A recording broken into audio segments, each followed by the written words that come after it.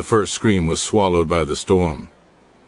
Rain slammed against the neighborhood like it was trying to tear the earth open. Wind howled through the narrow streets, bending trees until their branches scraped against houses like desperate hands. Streetlights flickered one by one, until only darkness and flashes of lightning remained. A woman ran. Her heels slipped on wet concrete as thunder cracked, so close it shook her bones. Her coat clung to her body, soaked through, heavy, useless.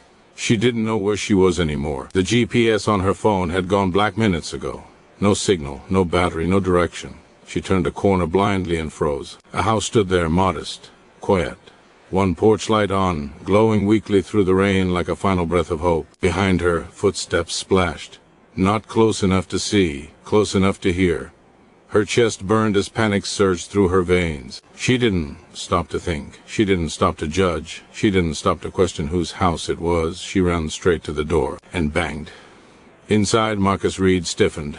The sound cut through the small living room like a gunshot. His hand froze midair, gripping a till. Water dripped steadily from the ceiling into a plastic bucket on the floor. Tap, tap, tap, each drop loud in the sudden silence. Another bang, harder this time. Please. A woman's voice screamed through the storm. Please open the door. Marcus's heart slammed against his ribs. He hadn't been expecting anyone. No one ever came here this late. Not in this weather. Not in this neighborhood. Another bang, then another. Please, someone's following me. Marcus swallowed. Every instinct screamed caution. He moved slowly toward the door, the floor creaking beneath his bare feet. Outside, lightning flashed, briefly illuminating the silhouette of a woman hunched on his porch, shaking, soaked, terrified. He reached the door and hesitated because Marcus knew exactly how this could end. A black man, a stranger at night. A white woman on his porch, screaming. One wrong move, one misunderstanding, one phone call from the wrong neighbor, and he wouldn't be the hero in this story. He would be the suspect. Another knock, softer now, weak. Please, she whispered, I think I went into the wrong neighborhood. I didn't mean to, I just need somewhere safe. Marcus closed his eyes. Memories rushed in uninvited. Red and blue lights, flashing behind his car for no reason, hands on a hood. Voices telling him to stay calm when he'd done nothing wrong. The way fear always arrived, first before questions, before truth. He looked at the door again. The storm roared louder, as if daring him to decide. He opened it. The woman nearly collapsed forward. Marcus caught her instinctively, her body trembling in his arms. She flinched at his touch, eyes snapping up to his face, and something changed. Fear twisted, not relief. Suspicion. Her body stiffened. She pulled back slightly, just enough. I am sorry, she stammered, breath shaking. I thought someone else lived here. Marcus felt it immediately, that shift.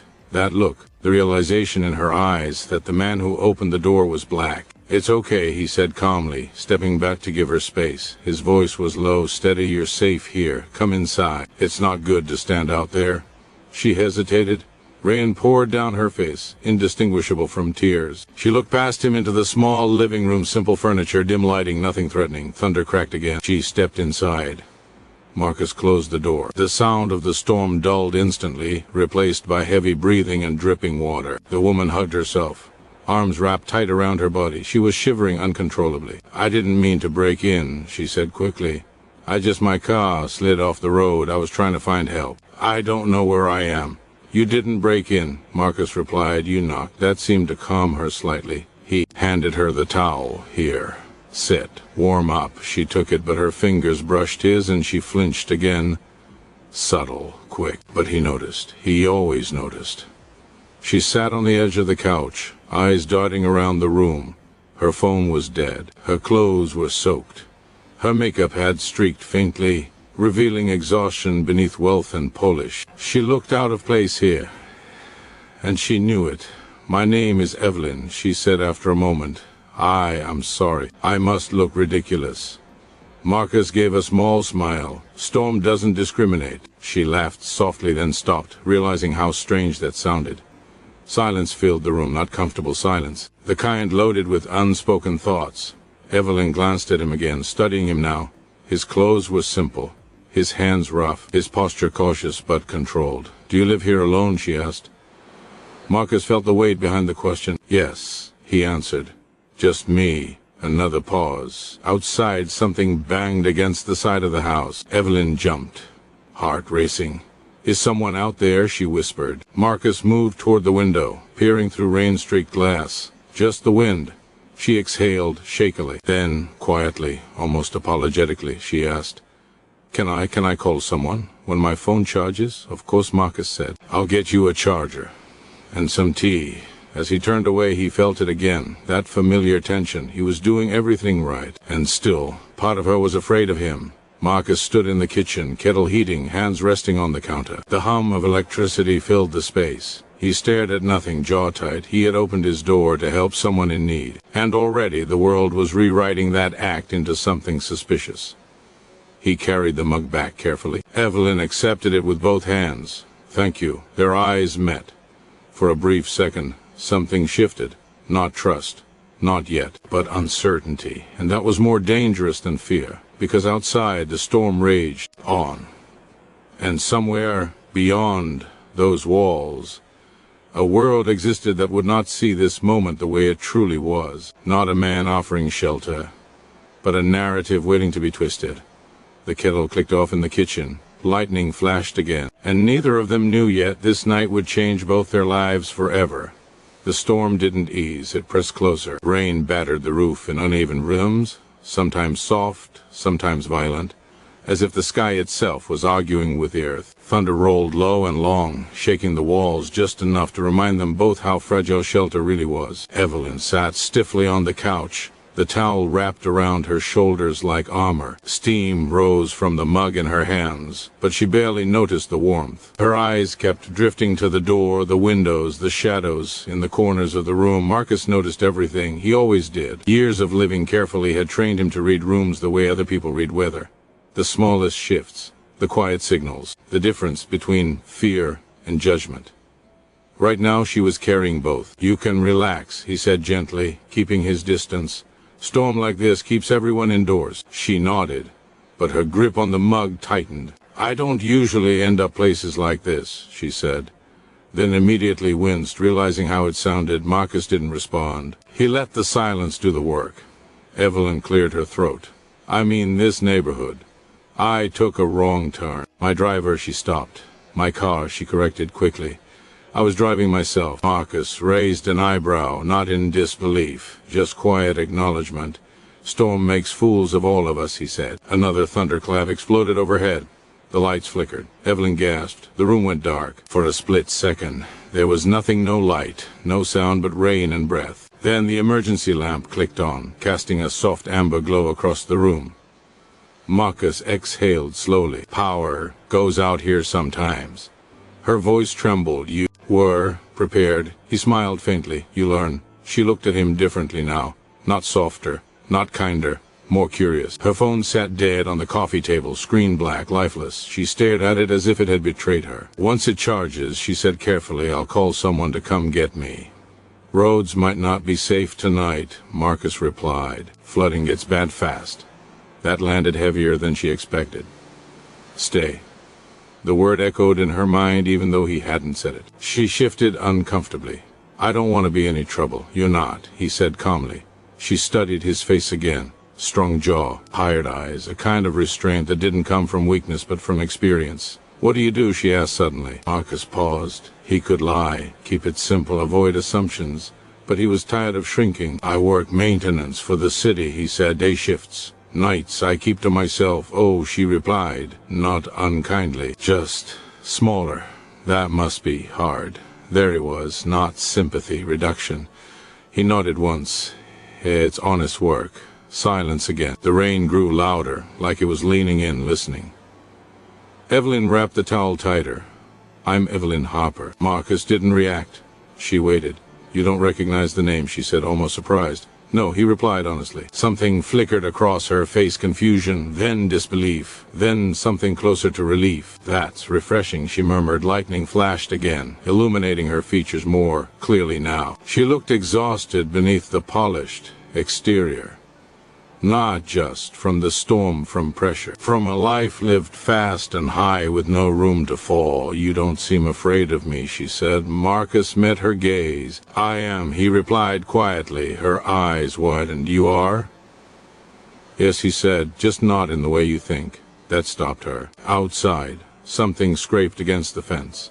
Metal against metal. Evelyn flinched hard this time. That didn't sound like wind. Marcus moved calmly to the window again, scanning the darkness. Nothing. Just debris dragged by floodwater. It's fine, he said. Storm's playing tricks. She nodded, but her breath stayed shallow. Why did you open the door? She asked suddenly. The question hung heavy. Marcus turned slowly. Most people wouldn't, she added quickly. I mean at night. In a storm. A stranger. He studied her face. Really looked this time. Because someone asked for help, he said. That's it. That's enough. She looked down at her hands. In her world, nothing was ever that simple. Her phone buzzed suddenly. She startled again, then laughed nervously as the screen lit up. It's charging, she said, relief flooding her voice. Thank God. She hesitated before picking it up. I'm going to call. The call didn't connect. No signal. She stared at the screen in disbelief. Tried again. Nothing. Marcus said quietly, storm blocks towers around here. She swallowed. So I'm stuck. For now, he said. The word now didn't comfort her. Another micro-shift occurred then. Her posture softened. Just slightly. Not trust. Dependence. I don't usually rely on anyone, she admitted, especially not strangers. Marcus leaned against the wall, arms crossed loosely. Neither do I. Their eyes met again. This time, something held. She took a breath. Thank you for not taking advantage of the situation. There it was, the assumption wrapped in gratitude. Marcus felt it settle deep in his chest. I wouldn't, he said evenly. I know, she replied quickly. I mean, I believe you. But her voice wavered. Outside, a police siren wailed in the distance, then faded. Evelyn stiffened. They're not coming here, are they? She asked. Marcus didn't answer immediately. He remembered hands on his back, cold pavement. Questions that sounded like accusation. They don't patrol here much, he said carefully. She nodded, unaware of the weight behind his words. Minutes passed. Rain, breath, silence. Finally, she spoke again. You could have ignored me. Yes. You could have called the police instead. Yes, but you didn't. No. Why? Marcus looked at the floor, then at the door, then back at her. Because I know what it's like, he said quietly, to be afraid and unheard at the same time. Something cracked in her expression. Not fully, but enough. Her shoulders dropped, just a little. The storm roared on, and somewhere in that small, dimly lit room, two lives separated by rays, power and privilege, were being forced into the same fragile space. Not as equals, not yet, but no longer as strangers. And outside, unseen and waiting, the consequences of this night were already forming. The knock didn't come from the door. It came from the window. 3 sharp taps. Not wind, not debris, deliberate. Evelyn's breath caught so hard it hurt. Marcus was already moving. He crossed the room silently, every step controlled, years of caution guiding him more than fear ever could. He raised one finger, not commanding, just asking for quiet. Evelyn nodded, frozen. Another tap, slower this time. Marcus peered through the narrow gap in the curtain. Outside, rain streamed down the glass, distorting everything beyond it. Streetlight reflections danced in broken lines across flooded pavement. And then he saw it, a flashlight beam. Sweeping low, searching. His jaw tightened. He turned back toward Evelyn. Stay seated, he whispered. Don't move. Her eyes widened. Is someone? Just listen, he said gently. But there was no softness in his eyes now. Only focus. The beam passed the window again. Closer this time. A voice followed. Ma'am? If you're in there, come outside. Evelyn's blood ran cold. Police. Her first instinct was relief. Her second was confusion. Her third was fear she hadn't expected. She looked at Marcus. He was still, perfectly still, as if movement itself might invite danger. They must be looking for me, she whispered. I'll tell them everything's fine. Marcus didn't answer right away. He watched. The light move again, tracing the edge of his porch. Marcus, she said, urgency creeping in. They're here to help. He finally met her eyes. They don't know that, he said quietly. The words landed wrong. What do you mean, she asked. Another voice outside. Louder now. Ma'am. Step outside immediately. Evelyn stood halfway, heart racing. I should go. I don't want to cause trouble. Marcus stepped between her and the door, not blocking, just present. This is trouble, he said softly. No matter how you walk out. Her confusion deepened. I don't understand. He held her gaze. If they see me, he continued, with you inside my house, in the middle of the night, this doesn't end with questions. The silence that followed was heavy. Outside, the flashlight beam paused at the door. Evelyn felt something shift in her chest. A realization trying to surface. You're saying, she began, then stopped. You're saying they'll think. Marcus nodded once. She stared at him, not at his skin, at the calm in his voice, the certainty, the familiarity of this fear. That's not fair, she said weakly. No, he replied, it's not. The knock came again, harder. Ma'am, we know you're inside. Evelyn's mind raced. She had dealt with law enforcement before, always professionally, always respectfully, always safely. She had never once questioned whether the situation could turn dangerous simply because of who else was in the room. Until now. What do we do? She whispered. Marcus inhaled slowly. You tell the truth, he said, but you let me open the door. Her heart slammed. Why? Because if you open it, he said gently, they'll already have decided who I am. Outside, the rain intensified, hammering down like punctuation. Evelyn nodded slowly. Marcus moved to the door. He paused, just for a moment. A memory flashed, hands on his shoulders, voice shouting commands, the smell of wet asphalt, the weight of fear that never left. He opened the door. Cold rain and harsh white light flooded in instantly. Hands where we can see them. A voice barked. Marcus raised his hands calmly, palms open. I live here, he said evenly. The officer's flashlight swept over him, lingering longer than necessary, then past him, into the house. It landed on Evelyn. The tone changed instantly. Oh, there you are, ma'am, the officer said. Are you okay? Yes, she said quickly, stepping forward. I'm fine. He helped me. I got lost. The flashlight snapped back to Marcus. You know her? The officer asked. No, Marcus replied. So why was she inside your house? Evelyn opened her mouth, but Marcus spoke first. She knocked. Said she needed help, he said. I gave her shelter from the storm. The officer frowned. That so? Yes. Another officer approached from behind, peering into the house. You alone here? He asked Marcus. Yes. Mind if we take a look around?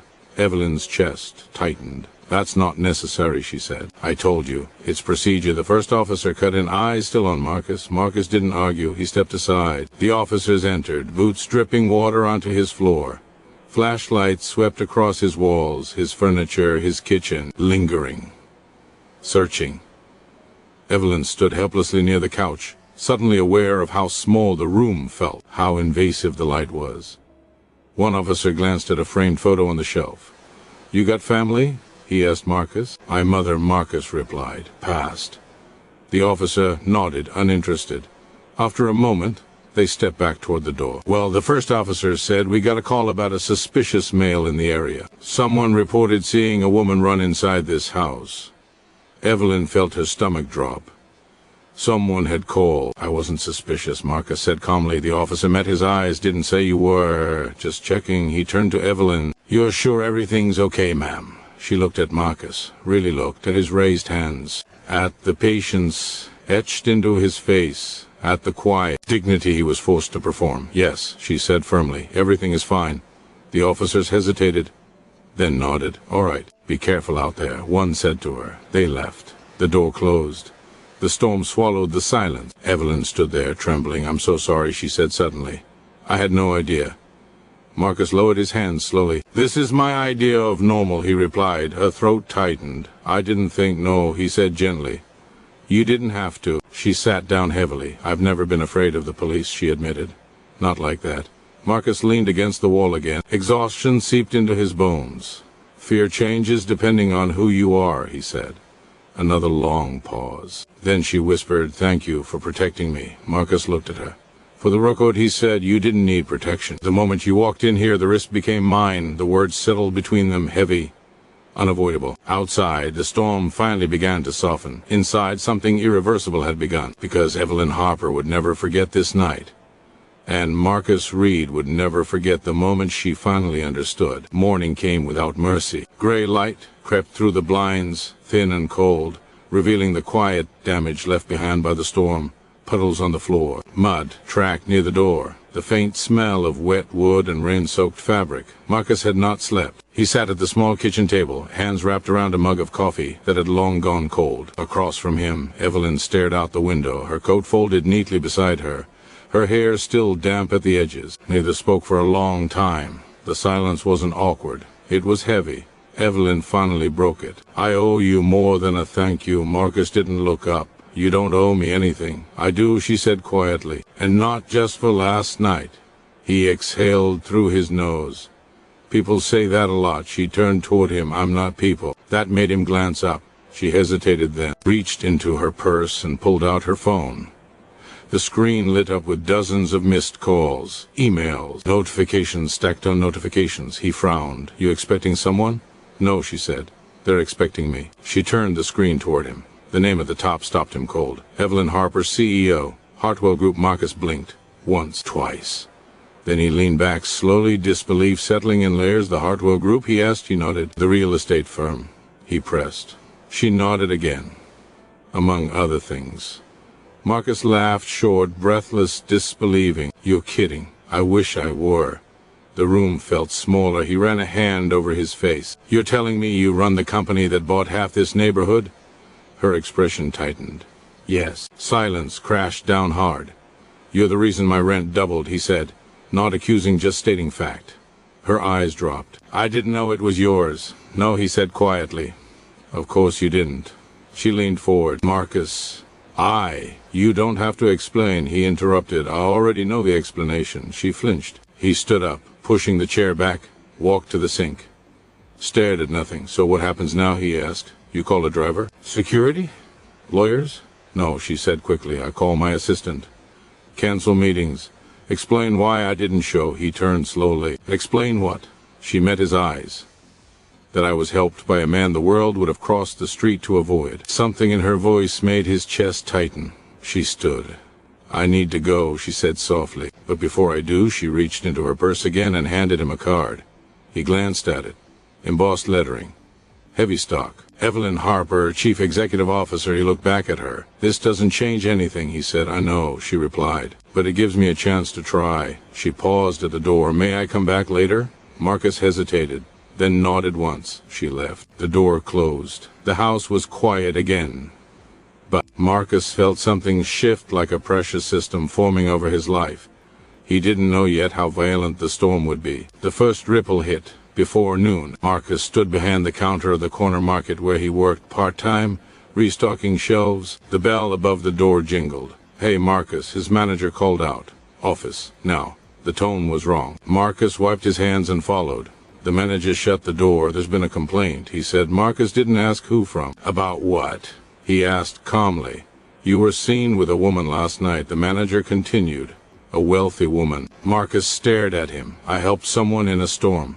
The manager cleared his throat. "The owner of the building called." Marcus's jaw tightened. "They're concerned about appearances." "Appearances," Marcus repeated. "They said it made tenants uncomfortable. Seeing me help someone." The manager shifted uncomfortably. "They didn't say it like that." Marcus leaned back against the wall. "So what happens now?" The manager avoided his eyes. "We're letting you go." Marcus nodded slowly. No shock. Just a familiar dull ache. "Effective immediately?" he asked. "Yes." Marcus walked out without another word. As he stepped into the street, his phone buzzed. Unknown number. He answered. "Marcus Reed?" A woman's voice asked. "Yes. This is Dana Clark, legal counsel for Hartwell Group." His stomach sank. "I'm calling regarding your employment and housing situation." Marcus stopped walking. "Go on," he said quietly. "There appears to be a misunderstanding involving a tenant complaint and a recent incident." A pause. "We'd like to resolve this privately." Marcus laughed bitterly. "You already did, Mr. Reed. I lost my job," he said. "That's resolved." Another pause. Longer this time. "We can discuss compensation." "There it is," Marcus replied. Silence. "Thank you for calling," he said, and hung up. That afternoon, Evelyn sat in a glass-walled boardroom. Faces stared back at her, men in tailored suits, women with sharp eyes and sharper smiles. A screen glowed behind her. Last night, one board member said, "You failed to appear at a critical meeting." "I did," Evelyn replied. And today, another added, "Your name is connected to an incident involving police and a resident." Evelyn straightened. "A homeowner." The room stiffened. "Words matter," she continued, "especially when they decide who is believed." A murmur spread. "This man you were with," a board member began, "saved me." Evelyn cut in. Silence. "He opened his home when I needed help," she said. "And today, because of that, he lost his job." Eyes narrowed. "That's unfortunate," someone said, "but irrelevant." Evelyn leaned forward. "No," she said evenly.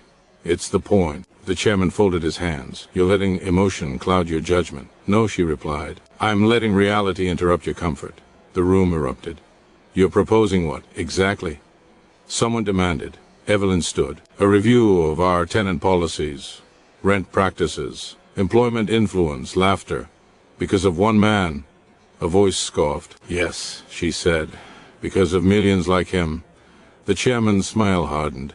"This company doesn't run on feelings." "No," Evelyn replied. "It runs on power. And I'm done pretending I don't see who it crushes." She turned and walked out. Behind her, the board began preparing consequences. Marcus sat on his front steps as dusk settled. He watched neighbors pass, some nodding politely, others avoiding eye contact. A black sedan pulled up across the street. He stiffened. The door opened. Evelyn stepped out. No suit. No heels. Just jeans and a simple coat. She crossed the street slowly. "I heard," she said. He didn't respond. "I'm trying to fix it." "That's the problem," Marcus replied quietly. "You shouldn't have to." She sat beside him. "They fired you because of me." "They fired me because of who I am," he said. "You just happened to be there." She swallowed. "I'm going public," she said. He turned sharply. "Don't. I have to." "They'll destroy you," he said. She met his eyes. "They already tried." A long pause. "If you do this," Marcus said, "there's no going back." "I know," she replied. "But for the first time, I know where I'm standing." The sky darkened. Somewhere far away, cameras were already turning on, and Marcus Reed's life was about to be exposed to the world, not as a victim, but as a mirror no one wanted to look through. The first camera showed up before the sun fully rose. Marcus noticed it from his porch across the street, half hidden behind a parked van. A lens pointed toward his house like an unblinking eye. By noon, there were 5 reporters, microphones, phones raised like weapons. Neighbors whispered. Some stared. Some shut their doors. Marcus stood inside, watching through the curtain, his chest tight. "This was a mistake," he said quietly. Evelyn stood behind him. "I won't let them turn this into something it's not." He laughed once, bitter. "They already have." A knock. Not police this time. Media. Evelyn opened the door before Marcus could stop her. "Miss Harper." Voices erupted. "Is it true you were sheltered here by this man? Are you resigning? Was there an inappropriate relationship?" Marcus felt heat rise in his chest. "Inappropriate," he muttered. Evelyn raised her hand. "This man," she said clearly, "is Marcus Reed, a homeowner, a citizen. And the only reason I'm alive today." Silence fell. "He helped me without knowing who I was," she continued, "and the system punished him for it." A reporter turned to Marcus. "Sir, do you feel targeted because of your race?" Marcus hesitated. This was the moment. Every instinct told him to shrink, to protect himself, to say less. But he was tired. "I don't feel targeted," he said slowly. "I am targeted." The crowd stilled. "I lost my job because someone decided my kindness looked suspicious," he said. "I've been stopped, questioned, ignored, and erased my whole life." His voice cracked. "And last night," he continued, "I learned that even when you do everything right, it still might not be enough." A woman in the crowd wiped her eyes. The clip went viral in minutes. The backlash was immediate. Death threats, emails, sponsors pulling out of Hartwell Group. The board forced an emergency vote. Evelyn was called in. They sat her down like a criminal. "You embarrassed this company," the chairman said. She didn't blink. "You exposed us," he corrected himself. "And now, you'll pay for it." They voted. She was removed as CEO.